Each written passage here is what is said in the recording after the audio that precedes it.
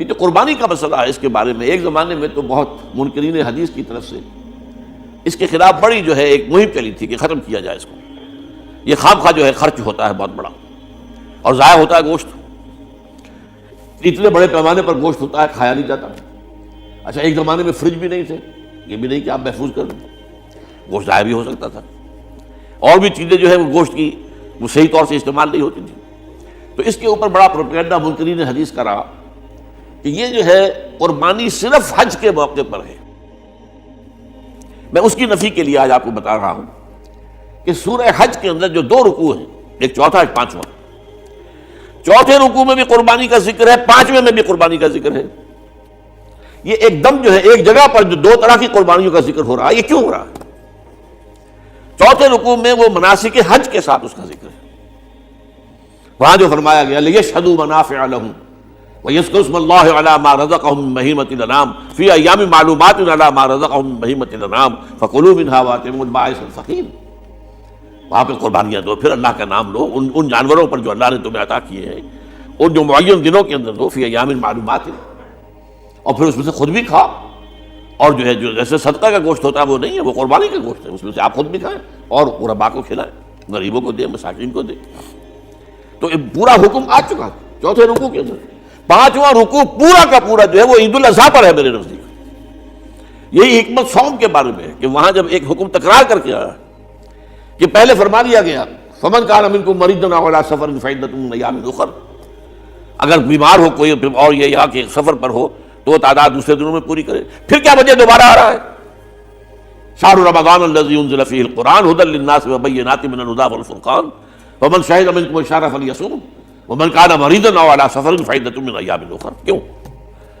یہ تو ادبی اعتبار سے یہ کلام کا عیب شمار ہوتا, تکرار بلا کسی سبب کے نہیں, سبب کے بغیر نہیں ہے. وہاں کیا تھا؟ وہاں ان 2 رعایتوں کے ساتھ تیسری بھی شامل تھی کہ اگر صحیح ہو اور مقیم ہو پھر بھی روزہ نہ رکھو تو ایک مسکین کو کھانا کھلا دو. یہ رعایت ختم ہوئی ہے رمضان کے روزے کے ساتھ. اب رکھنا پڑے گا روزہ, اور اگر بیمار ہو یا سفر پر ہو تو ٹھیک ہے دوسرے دنوں میں پورا کرو, پورا کرنا لازم ہے اس کا. تو یہ چیز جو ہے یہ در حقیقت کسی وجہ سے ہوتی ہے. بالکل یہی بات ہے سورہ حج کے چوتھے رکوع کے اندر وہ جو قربانی ہے حج کے ساتھ اس کا ذکر آ چکا. اب سنیے یہ جو آ رہا ہے, فرمایا وَلِكُلِّ أُمَّةٍ جَعَلْنَا مَنْسَكًا, ہر امت پر ہم نے ایک جو ہے قربانی کا معاملہ نازل وہ جو ہے فرض کیا ہے. میں نے چونکہ آج شروع میں کہا تھا کہ صوم اور حج میں کچھ مشابہتیں ہیں. دیکھیے صوم کا حکم بھی آیا تھا تو کس طور سے آیا تھا؟ یا ایھا الذین آمنوا کتب علیکم الصیام کما کتب علی الذین من قبلکم لعلکم تتقون. اہل ایمان تم پر روزہ رکھنا فرض کیا گیا جیسے کہ فرض کیا گیا تھا ان پر جو تم سے پہلے تھے.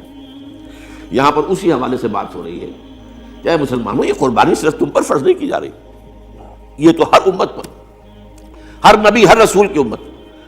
وَلِكُلِّ أُمَّةٍ جَعَلْنَا مَنْسَكًا لِيَذْكُرُوا اسْمَ اللَّهِ عَلَيْهَا, تاکہ وہ نام لیں اللہ کا, عَلَىٰ مَا رَزَقَهُم مِّن بَهِیمَةِ الْأَنْعَامِ, جو کچھ اللہ تعالیٰ نے انہیں رزق دیا ہے. یہ چوپائے جو ہیں حیوانات قسم کے, ان پر اللہ کا نام لے کر چھری پھیری جائے, اللہ کے نام سے ان کو ذبح کیا جائے. فَإِلَٰهُكُمْ إِلَٰهٌ وَاحِدٌ فَلَهُ أَسْلِمُوا. تو یہ جان لو کہ اس قربانی کی اصل روح کیا ہے؟ وہ یہ ہے کہ اللہ تمہارا ایک الہ ہے, اسی کے سامنے تمہیں سر جھکانا ہے. یہ روح تقویٰ اگر نہیں ہوگی تو یہ قربانی بے معنی ہو جائے گی. نماز و روزہ و قربانی و حج یہ سب باقی ہیں, تو باقی نہیں ہے. جب اللہ تعالیٰ کے ساتھ تعلق نہیں ہے تو یہ ساری چیزیں ریچولز بن جائیں گی. اب یہ بھی ہوتا ہے 20-20 25-25 ہزار کے بکرے جو ہیں وہ لوگ لیتے ہیں, پھر ان کو گھماتے ہیں پھراتے ہیں, ان کے اوپر ریشمی چادریں چڑھاتے ہیں, ان کو جو ہے وہ مہندی لگا کر. بہرحال وہ چیزیں جو ہیں یہ اظہار اس طرح کا یہ تو پسندیدہ نہیں ہے. تو یہ تو لوگوں کو دکھانے کی بات ہے اور اپنے پیسے کی جو ہے اپنی دولت کے اظہار کا ایک ذریعہ ہے. لیکن یہ کہ بہرحال قربانی انسان کرے اور یہ کہ اس کے اندر روح جو ہے تقویٰ کی وہ موجود ہوگی. فَإِلَٰهُكُمْ إِلَٰهٌ وَاحِدٌ فَلَهُ أَسْلِمُوا وَبَشِّرِ الْمُخْبِتِينَ. اور اے نبی ان لوگوں کو بشارت دے دیجئے کہ جو اللہ کے سامنے جھکے رہتے ہیں, خشوع اور خضوع کی شکل اختیار کرتے ہیں. الَّذِينَ إِذَا ذُكِرَ اللَّهُ وَجِلَتْ قُلُوبُهُمْ, وہ لوگ کہ جب اللہ کا نام لیا جائے تو ان کے دل لرز اٹھتے ہیں. وَالصَّابِرِينَ عَلَىٰ مَا أَصَابَهُمْ, اور صبر کرنے والے جبکہ ان چیزوں پر کہ جو اللہ کی طرف سے ان پر آ گئی وہ مصیبتیں, کوئی تکالیف. وَالْمُقِيمِ الصَّلَاةِ, اور نماز کو قائم کرنے والے. وَمِمَّا رَزَقْنَاهُمْ يُنْفِقُونَ، اور جو کچھ ہم نے انہیں دیا ہے اس میں سے خرچ کرنے والے۔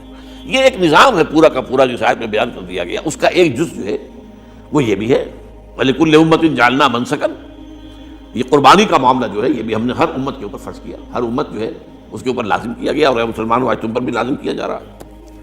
وَالْبُدْنَ جَعَلْنَاهَا لَكُم مِّن شَعَائِرِ اللَّهِ، اور یہ جو قربانی کے اونٹ ہیں، یہ خاص طور پر چونکہ عرب میں تو اونٹ کی قربانی ہوتی تھی، دوسرے جانور تو وہاں کم ہوتے ہیں، اور بہرحال ان کی قیمتی متاع بھی اونٹ ہے۔ وَالْبُدْنَ جَعَلْنَاهَا لَكُم مِّن شَعَائِرِ اللَّهِ، یہ اللہ تعالیٰ کے شعائر میں سے یہ اونٹ جو ہے یہ قربانی کا اونٹ ہے، یہ مکے لے جایا جا رہا ہے، یا یہ بکرے اور یہ مینڈے جو ہیں یہ قربانی کے ہیں، یہ وہاں جا رہے ہیں، تو یہ بھی گویا کہ ایک طرح سے اللہ کی نشانیاں بن جاتی ہیں۔ ان کے حوالے سے اللہ تعالیٰ کا ایک تصور اور اللہ تعالیٰ کے ساتھ ایک ذہنی رشتہ قائم ہوتا ہے۔ لیکن فیہا خیر، تمہارے لیے اس میں خیر ہے، بھلائی ہے۔ چنانچہ جب وہ جاتے تھے حج کے لیے تو جو بھی ان کے ساتھ دودھ دینے والا جانور ہے، قربانی کی نیت ہے لیکن دودھ جو ہے اس کا استعمال کر سکتے ہیں درمیان میں، اور بھی کوئی اگر ان کی کوئی چیزوں سے فائدہ اٹھانا ہو، لیکن فیہا خیر۔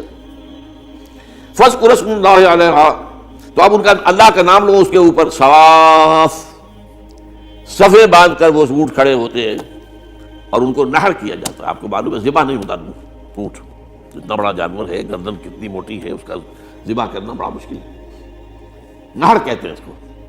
کھڑا ہے اونٹ اور ایک برچھا، چھوٹا سا برچھا ہے جو اس کے یہاں گردن کے، یہ جہاں آ کر دونوں ہنسلیاں ملتی ہیں وہاں پر مارا جاتا ہے، اور یہاں سے جو بہت بڑی وین ہے وہ در حقیقت ایورٹا، وہ جو ہے ختم ہوتا ہے، تو وہاں سے خون کا پھر فوارہ آتا ہے، اور اس کے بعد پھر وہ اونٹ کھڑا کھڑا وہ رفتہ رفتہ اس کا جب خون نکل جاتا ہے تو وہ کمزور ہو کر نیچے گر جاتا ہے۔